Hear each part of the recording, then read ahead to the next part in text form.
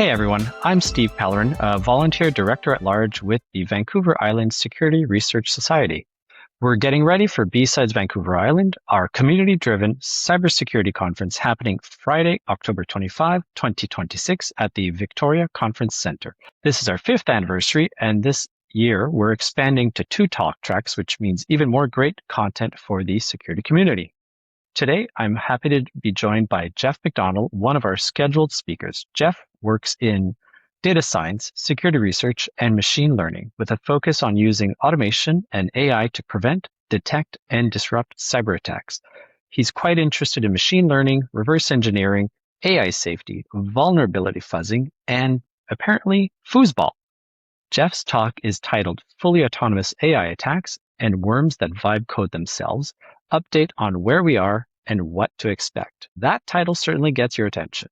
AI is changing how software is written, how security problems are investigated, and how defenders detect and respond to attacks. At the same time, many of those capabilities can be used by attackers as well. In his session, Geoff will look at what fully autonomous attacks can actually do today, what is still theoretical, and what security teams should be preparing for as these systems become more capable. Geoff, welcome to the BSides Vancouver Island podcast. It's great to have you with us. Before we get into some of what your talk will cover, could you tell us a little bit about your background and what drew you to the intersection of AI and cybersecurity? Okay, cool. Yeah, thank you very much for the introduction. I'm really excited to be here. I'm really excited to come out to BSides over there as well.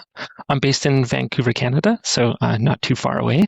So I'm a security researcher, data scientist, machine learning engineer for Microsoft Defender for Endpoint. So we build the antivirus software, which comes free for kind of all Windows users around the world. We also build the EDR product. So we also build kind of all the enterprise-grade protections for endpoint device monitoring. So we look for ongoing attacks against enterprises and organizations in order to notify the security operations team of the ongoing attacks against the environment to try to disrupt them and evict them before the damage is done. So I lead our AI and machine learning team. So we develop kind of the machine learning models and big data solutions which protect our customers against all of the attacks for both those products. We do a lot of work in terms of classical machine learning, as well as using agentic and large language model security solutions to protect our customers against these attacks.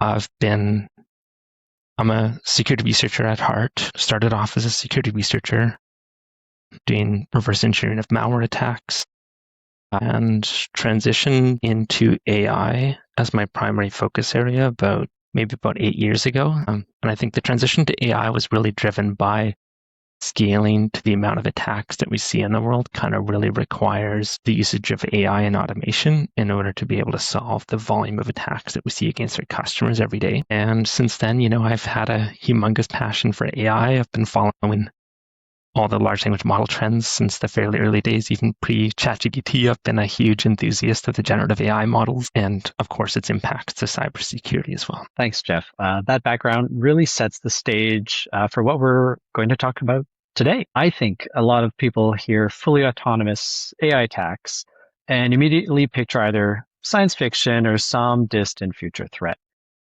But you've been working hands-on with these systems, both from the attacker and the defender perspectives. So let's start by separating fact from fiction. Here's my first question.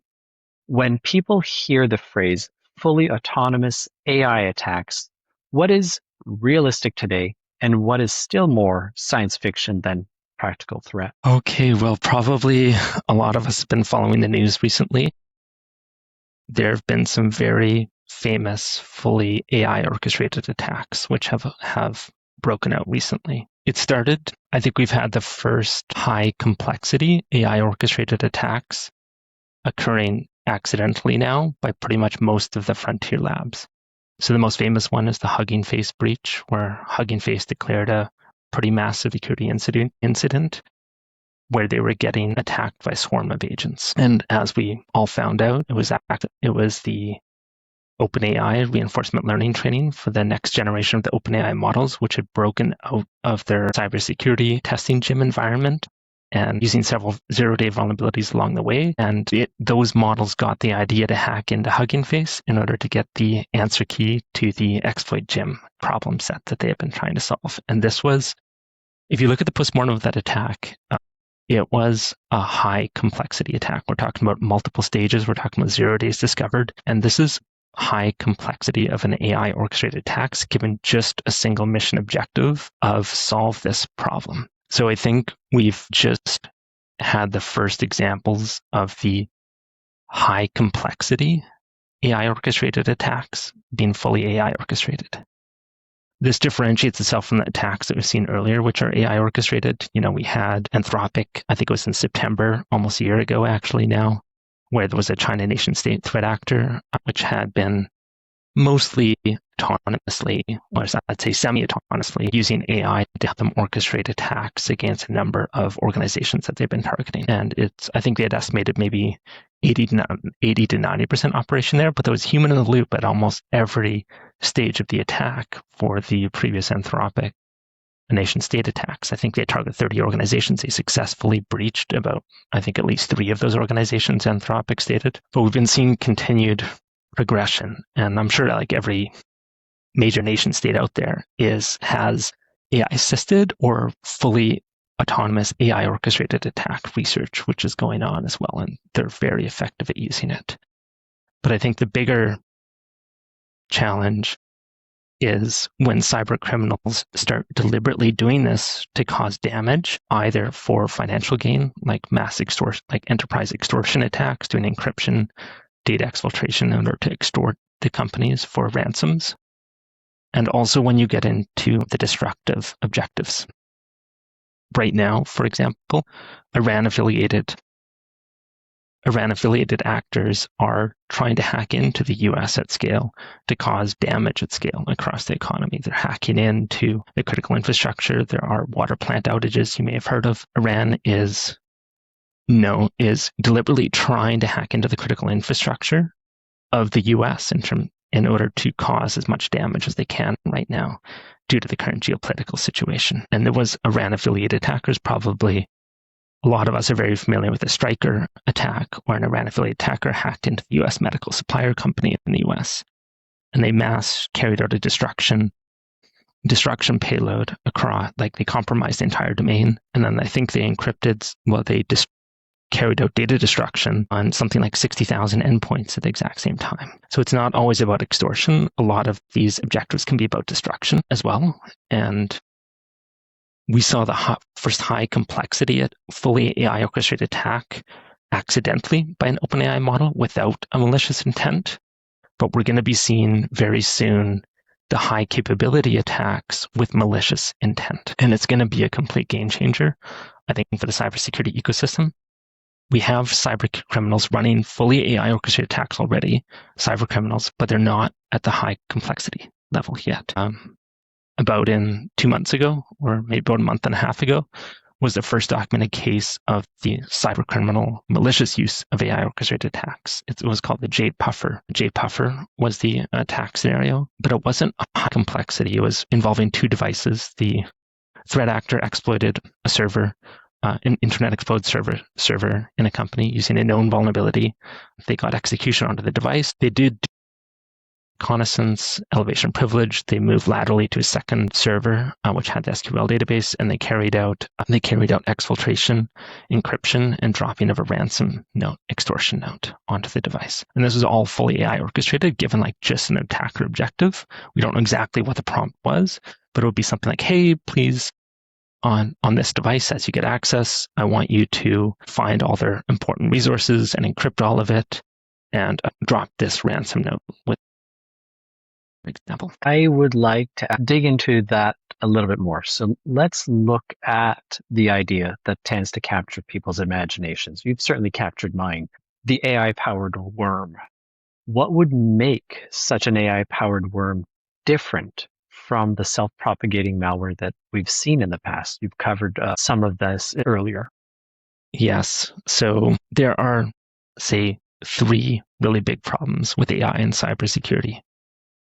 The one which is most talked about was the vulnerability problem. Everyone was like, hey, AI is now able to do amazing work in discovering the vulnerabilities, but not only that, weaponize those vulnerabilities. AI risk in cybersecurity has been in the vulnerability discovery and weaponization. I view that as more of a component of the other two big problems, the much two bigger problems that we have. The one is the AI orchestrated attacks. That is the fundamental big problem. And that is leveraging vulnerabilities that plays a role, but it doesn't necessarily have to involve a role because social engineering is highly effective as well.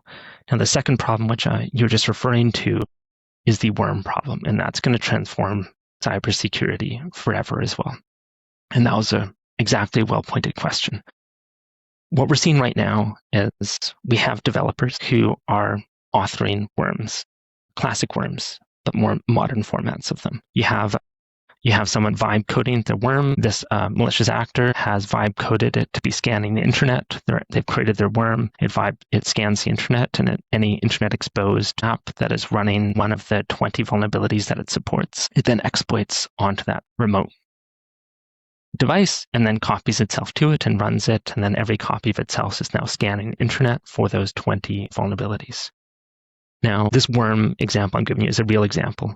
And what it does is it steals large language model provider keys on every device that it infects as well and operates sort of as a botnet that the attacker controls. Now, this is nothing new. This is classic worm, but the author is probably using vibe coding in order to improve it, add new vulnerability support here and there. Now, we're going to get very sharp transition soon. It's a very small change where this worm on every device it infects is actually going to vibe code improvements to itself. So every device it steals large language model credentials for, it is going to use that large language model access in order to start up a harness of vibe coding session to improve itself with something like a prompt like, hey, research the latest vulnerabilities online, look into the latest engineering techniques. Please improve your own code in order to better spread over the internet.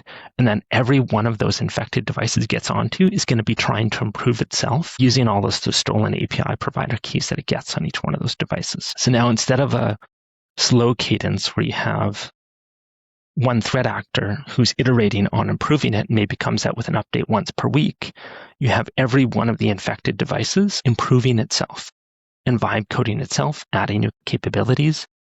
And it gets even more challenging because you have natural selection at play here too, where the most successful copies of itself, which have vibe-coded improvements that help it propagate or stay on the device, preventing removal, is going to be most successful and replicate itself even further. So you have a natural selection favoring the most successful versions of the worm. And this is really just a really small transition off of what we're currently seeing, where developers are vibe coding the worm. They're going to enable the worm to vibe code itself, and it's going to be an enormous transition for the world. I'm going to stop you there. Let's keep some of this for the talk. But now that you've sufficiently shown the threats laying in the shadows, I'd like to pivot to the good guys. My final question: what should these security teams be doing now to prepare for attacks that can adapt, generate code, operate exponentially? Yes. So security is going to be going through like a major transition because of the AI orchestrated attacks, especially that we're going to be seeing accelerate. I'm hoping we'll delay the worm problem, but if that emerges, it's an entirely different level. So enterprises, I think, are especially at the highest risk factor for AI and cybersecurity. And we really have to get all of our enterprises into really good security posture. We're quickly coming up the case where we're going to be having bad actors who are using AI agents to scan every enterprise's externally exposed assets and finding ways to exploit and getting execution onto it autonomously. And what defenders need to do is they need to be running these exact same offensive agentic red team agents pen testing all of their own external assets in order to find them and fix them before the attackers do.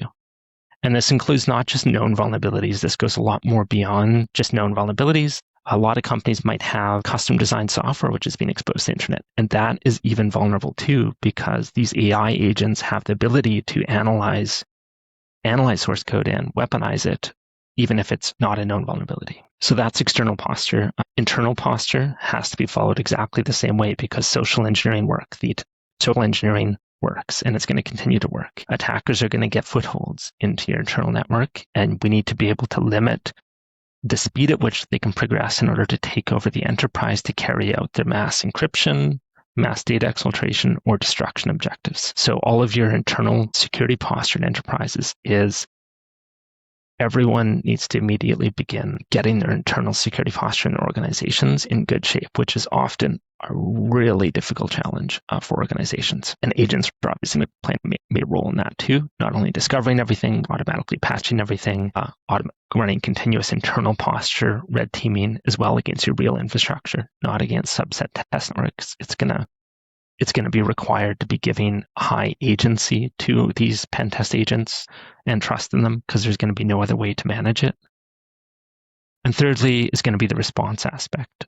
SOCs, security response teams, all the teams that are doing all the security patches and et cetera, doesn't really scale to the speed that's needed in order to respond to the speed and scale of attacks we're about to see. These agents, when they breach your network, they run faster than a human operated attack in your organization. Not only that, it can be agent swarms. It's going to be agent swarms which attack your network, like what we had in the Hugging Face case. Single humans and SOC centers who are classically human-oriented can't keep up with the scale and speed of attacks when they are happening against your organization. So you're going to have humans in collaboration with agent fleets, which are needed for the defender response. And those agents are going to have to be given high levels of agency and trust to be able to take out entire devices, disable user accounts, and et cetera. They're going to have to be given high levels of agency in order to be able to succeed in defending your network. Those are, I guess, my three main tips. The future is agents alongside humans. Geoff, I want to thank you very much for giving us this time and a preview of your talk. You've given us a lot to think about, not just the possibilities of AI-driven attacks, but also the importance of understanding what is real, what's emerging, what the future might hold, and how we as the defenders can prepare. If you'd like to hear Geoff's full session, join us in Victoria. Visit BSidesVI.com to get your tickets. You can also find links to all of our social channels and RSS podcast stream on the website. Follow along, join the conversation, and use hashtag BSidesVI in your posts. We'll see you all September 25 in Victoria. Geoff, I appreciate your time. Thank you. Yes, thank you. Pleasure to be here today.